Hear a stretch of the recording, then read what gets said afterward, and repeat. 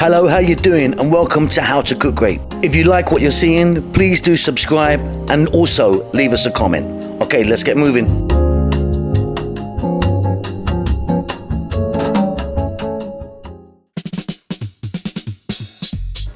So absolutely nothing to it with this one.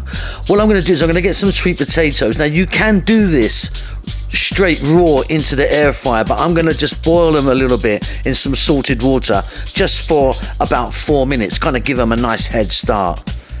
Once they're done and drained, you can see what they're like here.